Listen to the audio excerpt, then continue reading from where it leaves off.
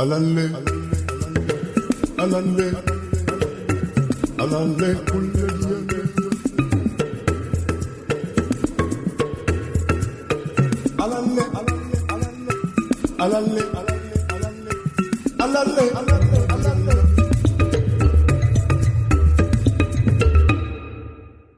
It's summer vacation time, and many of us will be either taking a cross-country family road trip or traveling internationally, or maybe you're going on an epic hiking adventure in a national park. The options are endless when it comes to travel modes and destinations, but from horrible roadside zoos to birds being sold at the border or even the trinkets and souvenirs being hawked at ports of call, we want to be aware of any places, people, products, and practices that can cause any harm to animals, birds, wildlife, and the environment. And so that means welcome to Big Blend Radio's Nature Connection show with Nancy and Lisa. We're the crazy mother-daughter travel team and publishers of Big Blend magazines. And today we've got wildlife conservation expert Adam Roberts back on the show. He's known as the Compassionate Conservationist. And today he's going to share tips on how we can all be compassionate travelers this summer. You can see Adam up in blendradioandtv.com. He's one of our regular experts.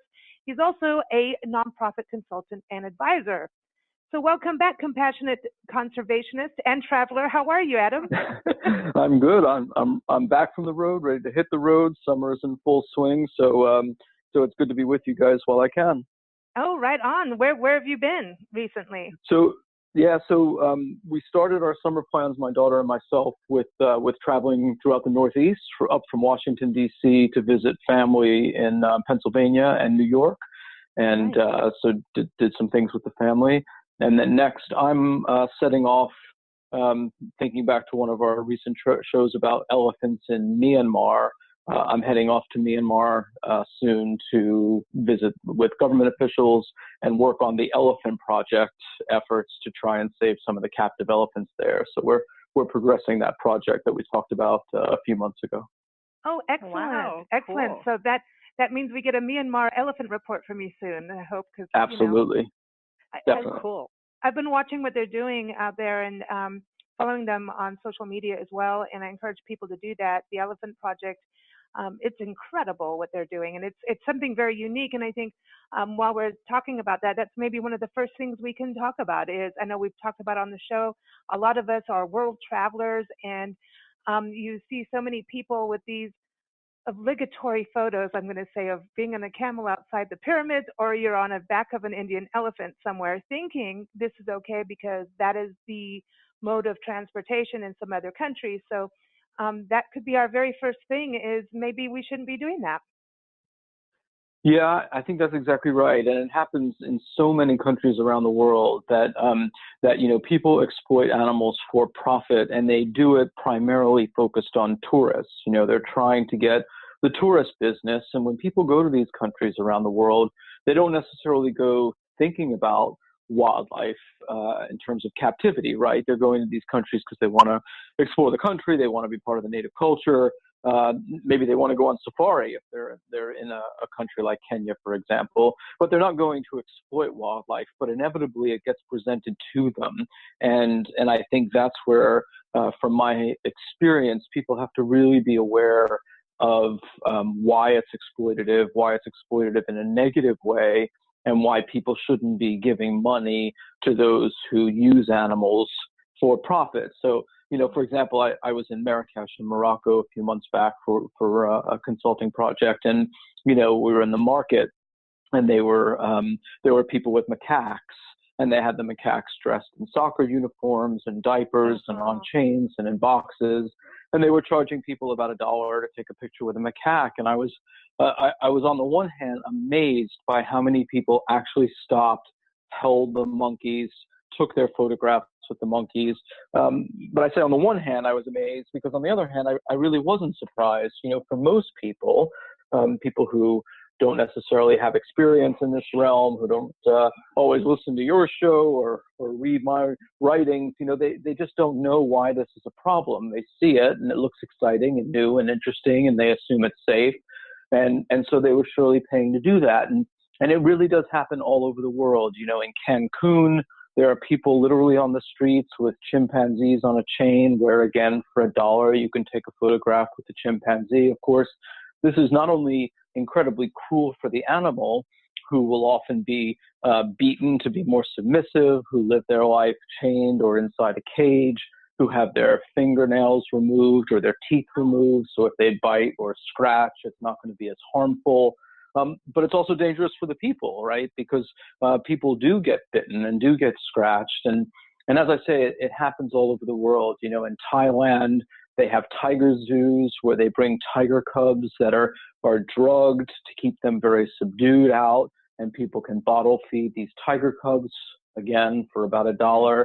And they just keep recycling one cub after another to take these photographs with people. So I think no matter where you go in the world, there's the potential for this kind of experience. And I strongly encourage folks not to partake, you know, just to pass by, because it's really the only way that these kinds of exhibits are going to disappear when it's no longer profitable for the people who are keeping these animals and exploiting them. So I think this is important because, you know, a lot of times we've had this discussion too, even on social media. Everybody's like, look at the cute cat videos and things like that. And then here comes, you know, the wild animals that are in some form of captivity, and people that they're just looking at the animal going, oh, how cute, not realizing that, hey, this is actually a chained up cheetah in the back of some, you know, Middle Eastern guy's car in Iraq or something, you know what I mean? Like just that they are captive that way. And so people think, oh, it's cool. They see a wild animal. Oh, I want to own a tiger. There's this reaction where they're forgetting, like, it's really cool to see an animal in the wild if you can. If not, there's, you know, watch David Attenborough, you know, there's all these people that are able to do it, and we don't have to harm the environment.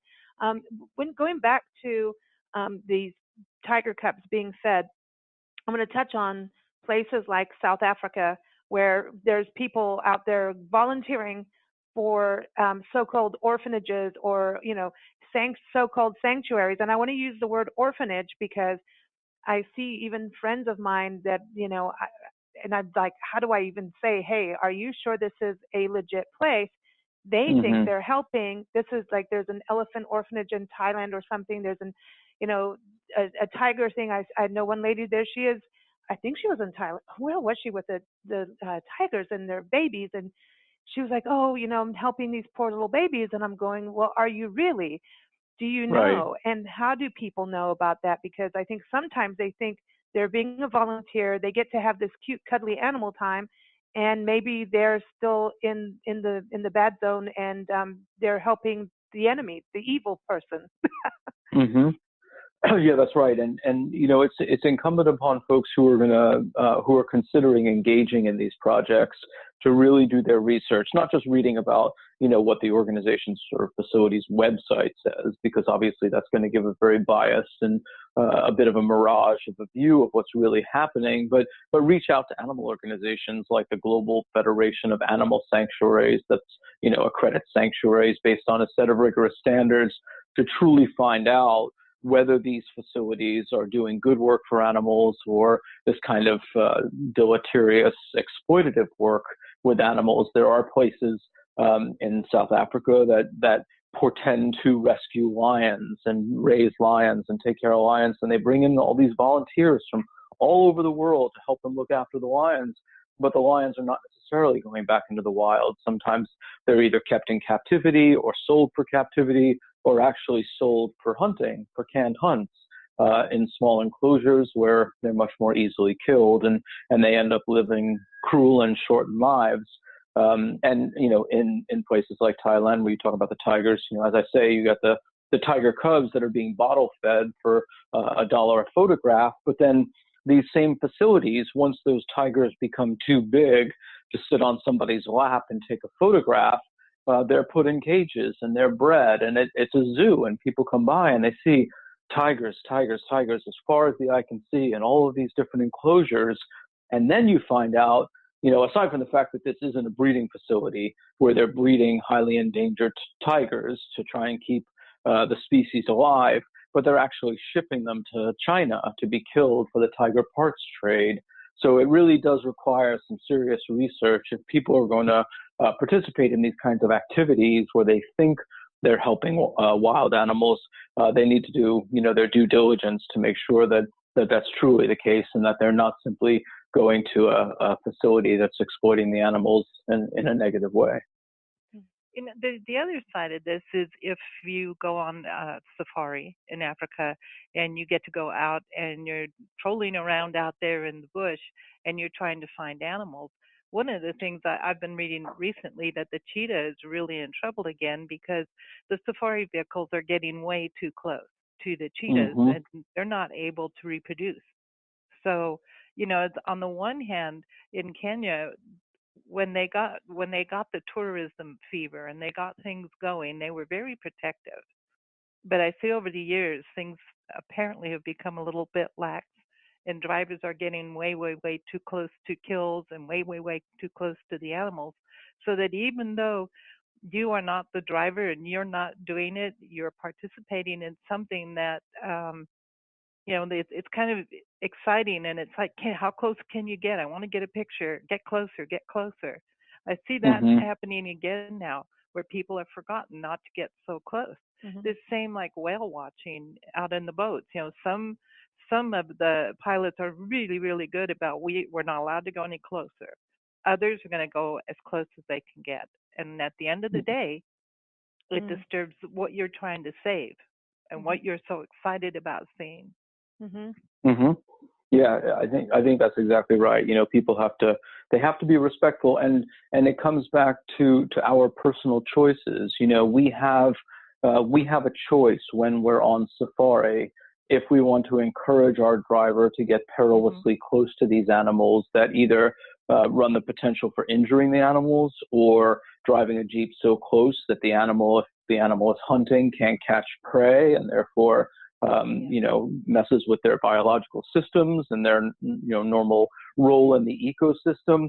We have a choice whether we do that, and obviously that, as well as whether we take the photograph with the animal, or whether we get on an elephant back in Asia to go through the brush to look for tigers. We have a choice. I remember I was with a CNN film crew doing a show about tigers in India, and we were not having any luck on our daily safari in the Jeeps finding tigers in the protected area where there were tigers. We knew there were tigers, we just weren't seeing them. And somebody had said, we might have a better chance of seeing the tigers and catching footage of these tigers if we went on elephant back and saw them in the brush. And we just said, no, we can't do that. We're not going to participate in that kind of exploitation of the elephants just to be able to see a tiger. And at the end of the day, that becomes our choice. And I've been to India looking for tigers twice, and I've never seen one in the wild, and that's okay. I mean, obviously, given the choice, having made the trip, I would rather have seen a tiger. But if it means partaking in something that I find objectionable, I would always choose to enjoy everything else about the journey and just have to come home unsatisfied in that one respect. I think it's that awareness that's so key. And there's a lot of times you think you're doing the right thing, or not. We just have to really think beyond ourselves.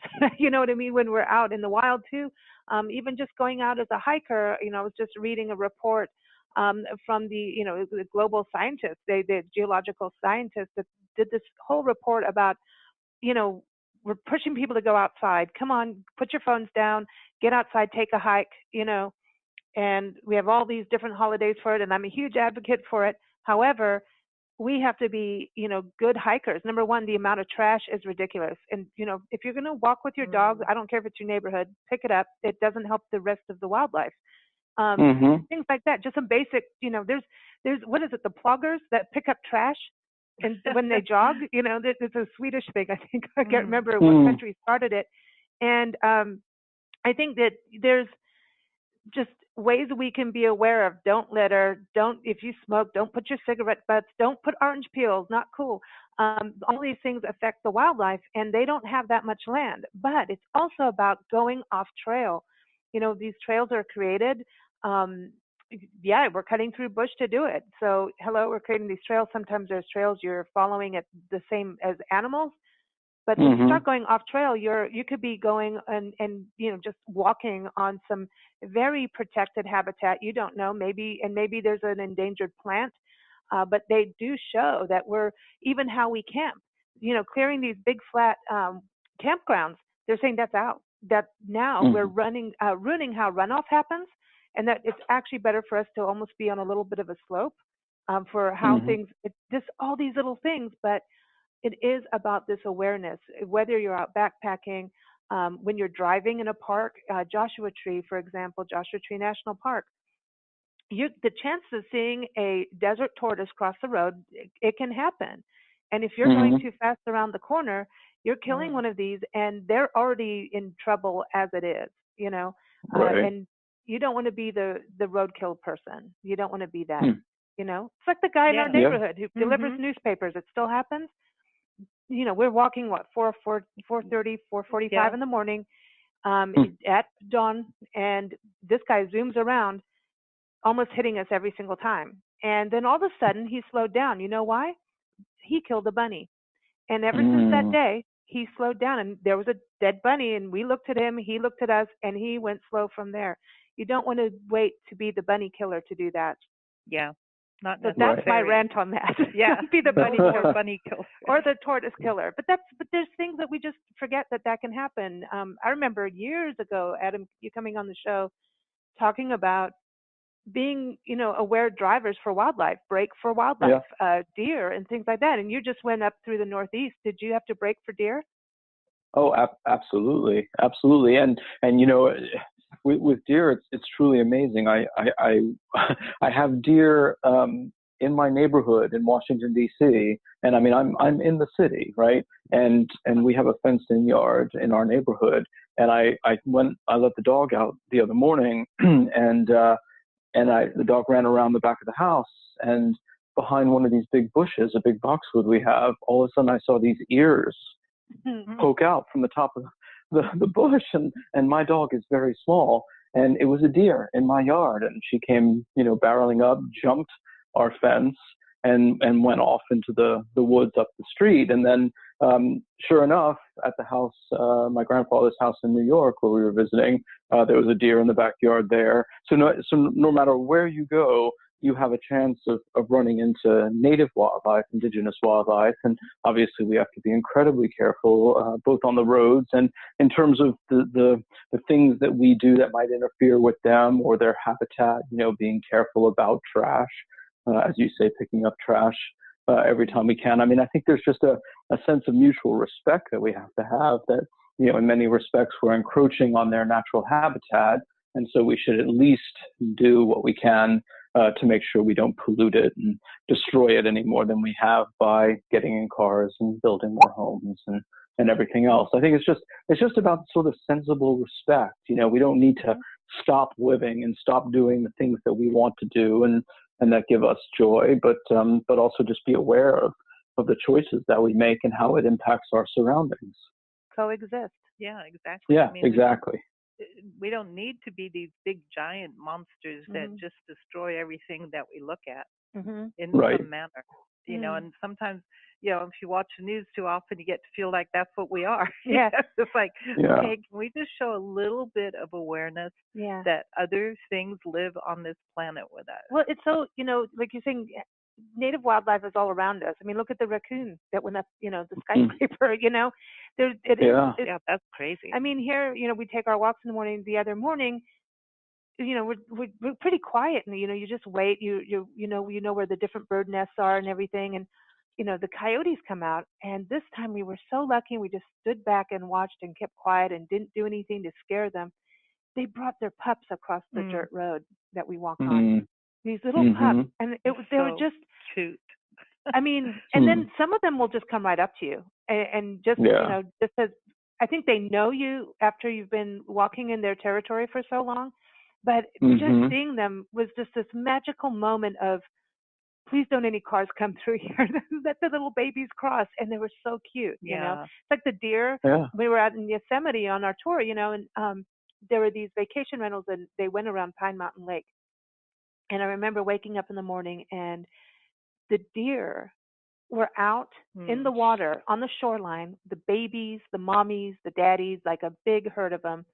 And they were splashing around just like we would, you know, with, you know, they were playing. They were playing and splashing each other right on the shoreline. And when you see things like that, even, you know, where you talk about having a morning cup of coffee and a view, it is so exciting to see. And it's like, that's where you can coexist in that whole neighborhood. Mhm. It's kind of like a resort community coexisted with deer. No matter what they Mhm. planted, they all just kind of lived with the animals. And it was the coolest, that was the best cup of coffee ever.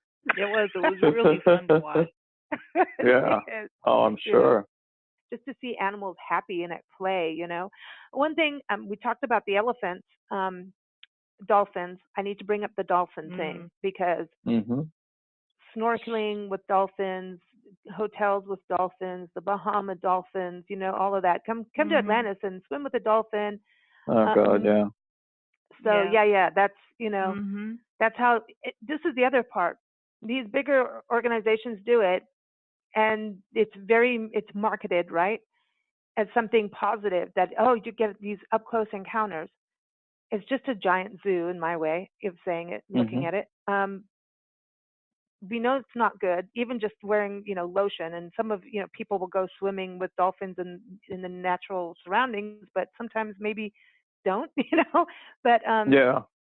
don't these kinds of things, these big resorts doing it, kind of dangle this golden carrot idea for smaller people to say, I'm going to put, well, I can do this. I have a big swimming pool, you know, and charge Mhm. to do it. Yeah. So, No, well, that's exactly it. But see, that comes back to what we were talking about before about understanding what you're doing before you do it, right? mm, So many of these places will portray themselves and what they're offering as a positive experience for you and for the animals, and look how well we're caring for them and all the rest. But one has to really take some critical analysis to be able to assess whether that's in the best interest of the animals. And the minute you see anything related to swim with the dolphins or dolphin mhm, shows or dolphins that aren't free ranging in the wild, you can automatically assume that it's not a place you should be visiting, because they're manipulating the animals and their natural behaviors in order to suit the visitors rather than the other way around, rather than the human visitors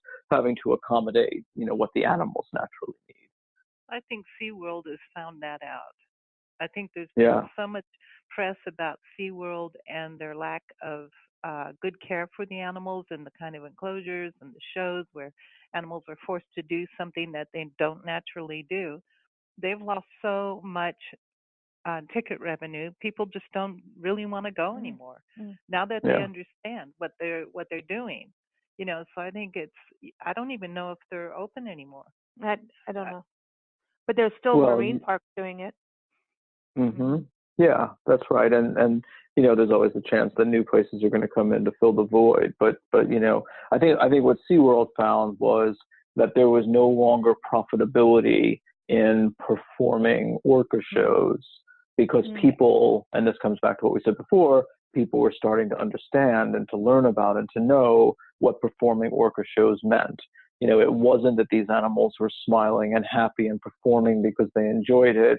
It was that they were leading miserable lives where they were forced to train and they were living in miserable conditions. And that happens time and time again. It's what happened, with Ringling Brothers, that Ringling Brothers had to go out of business completely because they had to stop traveling with their elephants and retire their elephants. And when they retired their elephants, people no longer went to the shows, and eventually there was no point in having the circus go on. So little by little, as people find out what's involved in keeping dolphins in captivity and having dolphin shows or swim with programs or forcing orcas to perform or forcing elephants to perform, time and time again, eventually the model becomes financially unstable because people no longer want to pay, knowing that they're paying for this kind of cruelty. And it's all about that human awareness that makes the change over time. mm.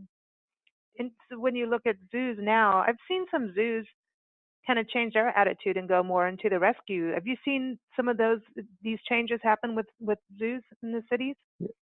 Yeah, I think that's eventually what's going to happen. It's going to take a while, but I think eventually you're going to have situations where most modern zoos are becoming rescue facilities for wild animals in need, rather than places that bring them in from the wild or breed them in captivity, because people aren't going to want to see it anymore. There's an uproar right now about elephants in zoos because people realize, by and large, that you can't give an elephant in the modern zoo, especially in a city zoo, the type of life to which an elephant is accustomed or biologically suited, physiologically suited, behaviorally suited. And so, people are up in arms about elephants at the LA Zoo in Los Angeles and elsewhere. And then you see it with other species as well, polar bears at the zoo in Central Park, where they're living these horrible lives. And it happens time and time again. And it's usually an individual animal that people identify with and want to do something to save. And then that leads to a broader discussion about the institution itself. And over time, I think that's how the real change is gonna come about. When you go to Myanmar for the Elephant Project, and everyone, the website is theelephantproject.net, and I got that correct this time. So go check it out, and go check them out on Facebook as well, and you can see elephants and right there. It's so cool. But you said you're going there because these captive elephants. Do you want to give everybody a quick idea of what you're going to experience in Myanmar, and where are these elephants captive? Yeah, so you've got this situation in Myanmar where it's got this massive population of captive Asian elephants, more than 5,000 of them. About half of them are government-owned and half of them are private-owned, and they were all used in the logging industry. You have these Asian elephants in logging camps, places like Myanmar, formerly known as Burma, where they help pull the logs out of the forest, the timber out of the forest. But a few years back, the Myanmar government closed down their teak industry because the teak forests were literally going extinct. They were over-harvesting these teak forests, and so they had to stop exporting the wood. And that meant that there was no longer a need for these elephants to be used in the logging industry. So they're out of business, which means the mahouts, the humans who look after the elephants, are out of business. And, you have a genuine predicament there where eventually these people are no longer going to be able to pay for the care for their elephants. And they're going to either let them go in the forest where they run the risk of being captured for the zoo and circus industry, or get poached, or get killed in human-elephant conflict situations. And so the Elephant Project is looking to establish a demonstration project in Myanmar where we want to establish an elephant sanctuary for as many of those 5,000 elephants as we can, depending on how much land we can acquire, but use a for-profit real estate model in order to fund the facility. So rather than open a sanctuary, pay for the care of the elephants and the keepers and the barn, and use this nonprofit model where people will donate because of the good work we're doing, we want to establish a residential community there where people will be able to buy homes, and the purchase of those homes and the annual property taxes and everything else will go to the ongoing care of the elephants, the pay for the people to look after them. Yeah. Well, you have internet, definitely. So we can. Well, we're there then. Exactly. I think a lot of people are looking for real estate opportunities, and I know a lot of people, outside the country. When a lot of people want to retire out of the country, a lot of expats. Exactly. And so That's they're right on the land too, And the other thing that's interesting, thinking about 5,000 elephants, that's a lot of elephants. When you think about putting them into a place where they can be safe, because isn't Myanmar, aren't there areas where there's still like limpet mines or like bombs or like that can explode? They're still buried underground from past wars. So you have to be in a safe area. Well, there's that, and there's also, there's a problem right now with the Rohingya people, and there's accusations of ethnic cleansing and real issues of violent unrest there. And it's something that we have to contend with. It's an interesting situation because you have this issue of these refugees, these Rohingya refugees, and they're setting up these refugee camps, and they're setting them up in elephant corridors near elephant habitat. And so you have essentially these dilapidated, impoverished tent cities for these refugees that elephants actually come into and trample these tents, and people have been killed. These refugees have been killed. So, you're fleeing this violence, and you finally get a place to settle temporarily while it's going on, and then you have to confront elephant issues. So it's incredibly desperate for these people, and that's why this is really needed. Wow. This is going to be an interesting trip, Adam. Yeah, definitely. I'm looking forward to hearing about it when you come back. I want to bring up something a little bit different. You talked about your little dog Pickle, right? Yeah. I know Of course. you and Chef Ivan both have Pickle dogs.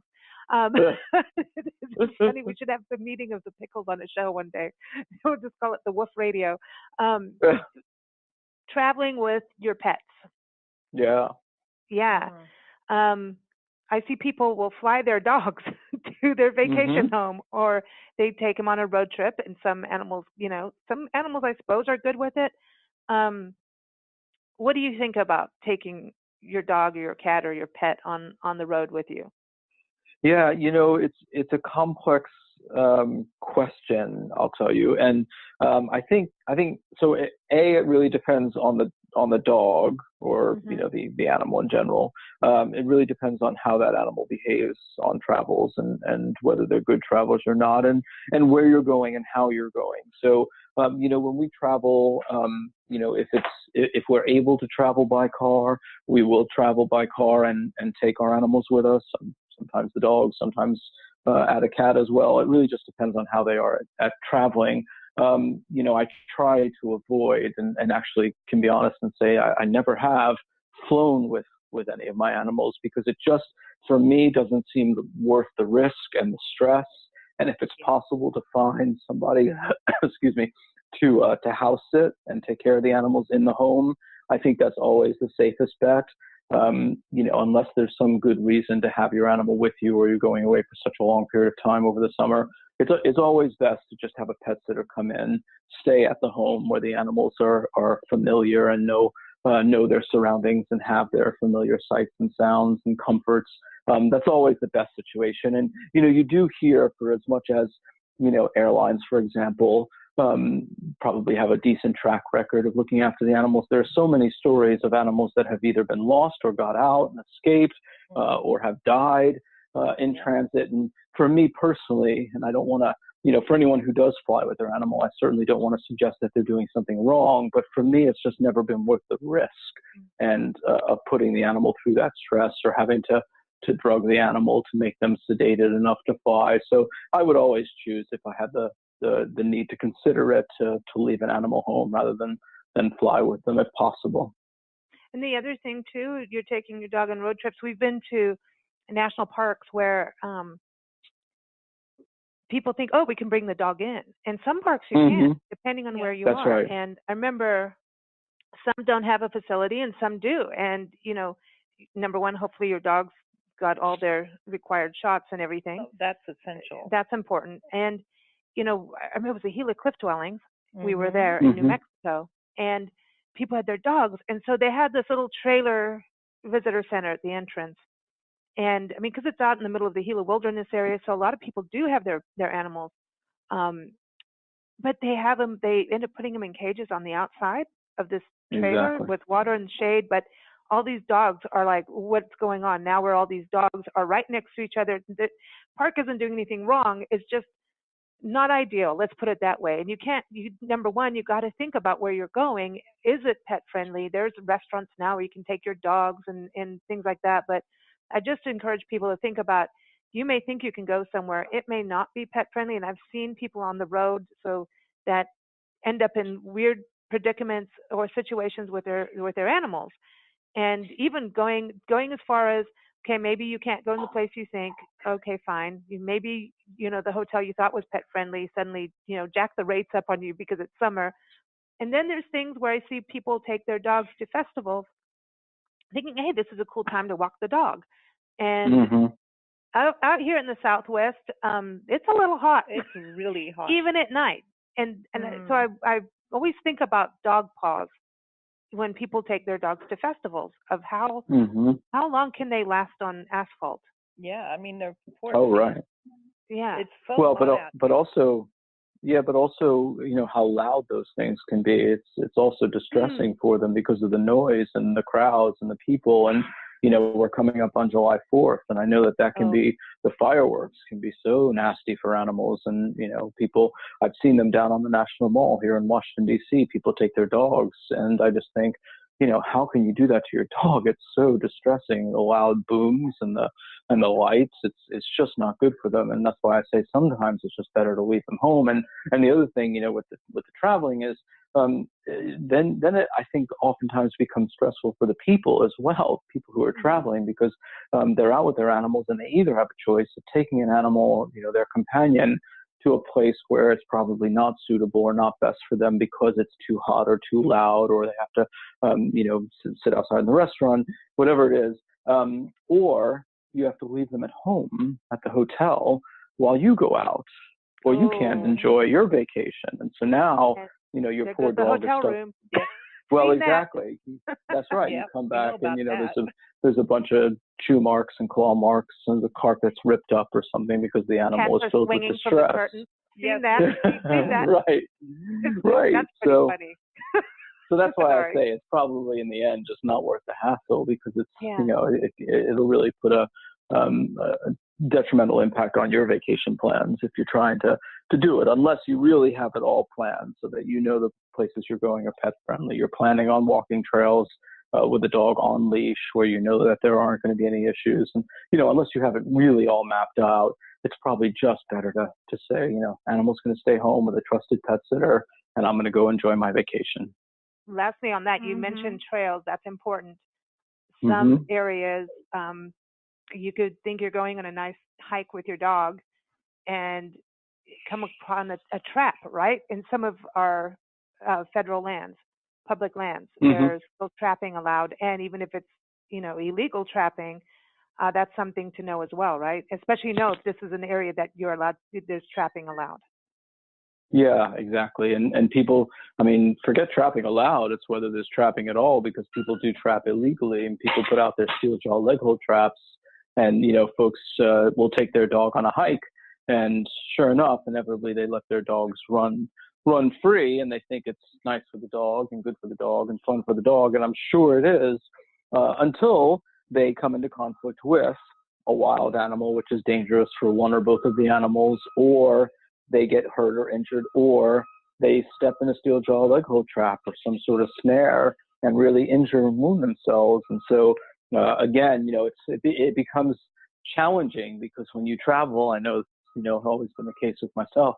I go somewhere with my dog and I think I would love to let my dog off leash and just go for a run and just be a little bit free and enjoy. But I'm just petrified every time that situation arises, because I don't want any of those things I just described to happen. And so I end up walking my dog on a leash, which then becomes frustrating for both of us, because she's pulling because she wants to go and I can only go so fast so far. So it's challenging, but yeah, it's one of those things where, again, I really advise people to keep their dogs on leash, because the minute you let them off, there's a whole host of unforeseen risks that await.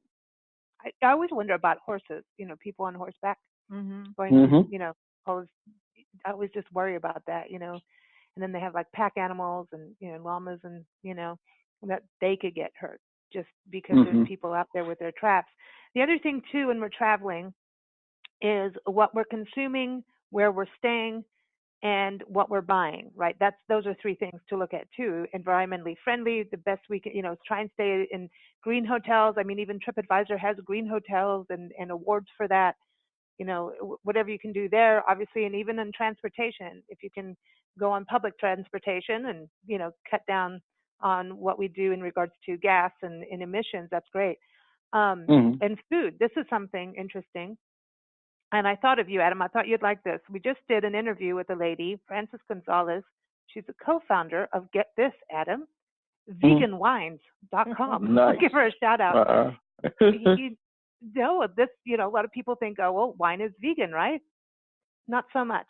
And she was in France, and she was horrified to learn that they were using chicken and fish and all of that in the soil. She says, no, we're not necessarily eating the soil, but you're still using the animal. And so she was horrified, and so pops of vegan wines. And it's an interesting thing for her to actually find companies who are using vegan practices. Even biodynamic wines, you think, oh, that's organic and good. They're using cattle and stuff and bones and gelatin. I didn't even know horse gelatin and gelatin were in there, like in wine. And so it's just interesting, because my first thing was, well, they're doing tiger bone, right? But I didn't realize how, so there's things like that. Before you consume something, think about, was it ethically sourced, even the vegetables, I think that's part of it as well when we travel, is what are we consuming? That's right. What kind of trip do we want? It's just the most important thing. Do we want a trip that is sustainable and enriching, or one that is consumptive and exploitative? And, you can do the former. It's very easy to undertake trips where you're not harming the environment or wildlife, but still having a great time, and supporting local communities and encouraging that kind of business model where, quite frankly, you don't have to be vegan necessarily to have a sustainable, supportive trip in the summer, a vacation that's good for the people and the wildlife. And, it just requires a little bit of thought and a little bit of focus on making those right decisions, doing things that are not, exploitative, but are enriching, getting out into nature, but doing it in a respectful way, making sure you don't contribute to the detrimental impact on wildlife or on ecosystems, but actually do things that support the continued existence of those areas. And all of those things are imminently possible and are more possible now and more easy to do now than probably ever before, because people are so aware of it and people are actually striving to do that, to experience that and be a part of that kind of journey more than they ever have been in the past. I think so too. And we're getting to know now, what we're buying, trinkets, jewelry. What is the jewelry made of?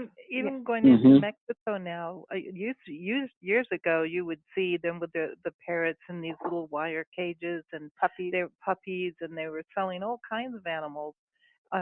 Just on the outskirts of a town, just as you came in, there would be that, definitely at the border.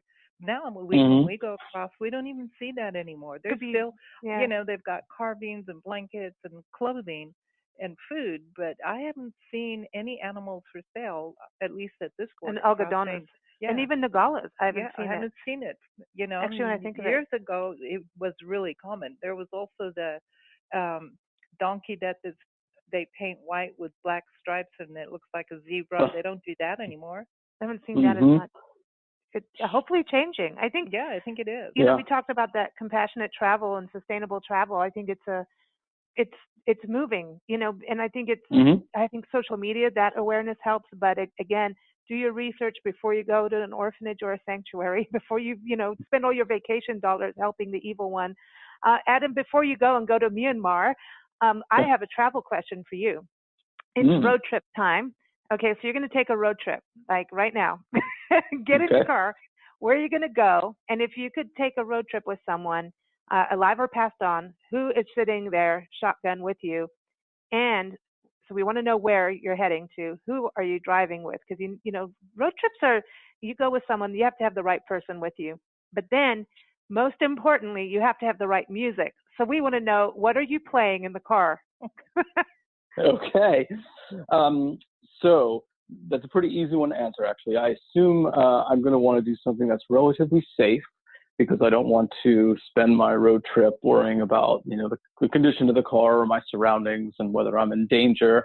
I have, luckily, and with some sense of feeling blessed, had a number of road trips in my life already. I've driven cross country from New York to California, via Minnesota down into Mexico and Texas. I mean, literally around the entire country when I was in college, and done New York to Florida, New York to Texas, and DC. So I've done quite a few. So, but one road trip I haven't taken that I'd really like to is across Canada from coast to coast. So I'd really like to do that, both experiencing the people and the culture there, which is obviously different, but not drastically different than what we have. But I think the landscape would be really beautiful. I have to say I am quite used to, and I know I often talk on the show about traveling with my daughter places, and she's an amazing traveling companion. And I always try and give her new experiences, as she's a teenager now, especially. So I would want to drive across Canada. Yeah, I know. It's unbelievable. Unbelievable since she's grown up so much. But she just came on that New York, Pennsylvania trip, and we travel a lot together, and we're good traveling companions. So I would drive across Canada with her, and we would be listening to two things the whole way. One is the Broadway musical Hamilton, which she is an right enormous fan and knows every word. And Wow. I have to say, I've listened to it a number of times all the way through, and I really do like it. So we would listen to that over and over again. And then we're both heavy metal, hard rock people, and we would be blaring sort of old AC/DC and that kind of music all the way across. You have to have AC/DC on the road trip. If you do not play AC/DC, it's not. Yeah. You have to. You have to. Windows down. Especially Texas. Yeah. Yeah. Texas is what gets you. Nancy's always talking about the Canada trip, going the Trans-Canadian Highway and Banff. You'll love it. You'll love it. Yeah. Absolutely beautiful. Yeah. So AC/DC through Banff. Yeah, I love it. There you go. Yeah.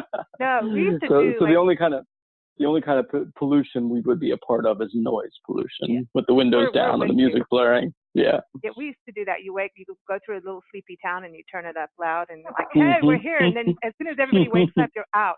You're done. You're out of town. So this is Sustainable Travel 101, everybody. Again, you can keep up with Adam's interviews with us. Just go to blendradioandtv.com. You'll see him in our expert department. He's also part of our nationalparktraveling.com site. So you just type in Adam and you'll find him there for past interviews there.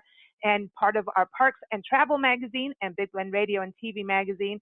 Nationalparktraveling.com is an awesome place to go for planning your summer vacations. We only put really good places in there. Small towns, mom and pop shops, and parks and public lands. So check it out, nationalparktraveling.com. That's my ad for the day. Thank you, everyone, for joining us. Thank you, Adam.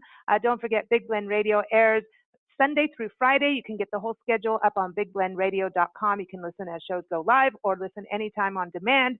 But now I had to change my music. I knew you would. Yeah. I changed my music for you, Adam. All right. This is as close as I can get to AC/DC right now. And they're a rockin' band out of West Palm Beach, Florida, called the Cravens. And so they really rock. And so this song is the first track on there. And I keep playing this over and over on shows. It's called Highway. And they're old school, heavy rockers. They're badass. I'm just going to say it. That's exactly. Go to cravensongs.com, everyone. This is off of their latest album, On the Line.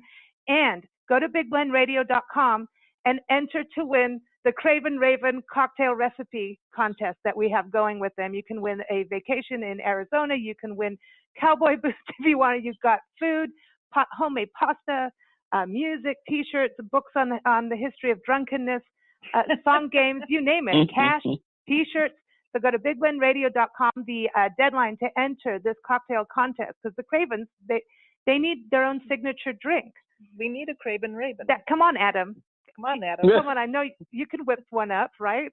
Yeah. It's all about the Ravens.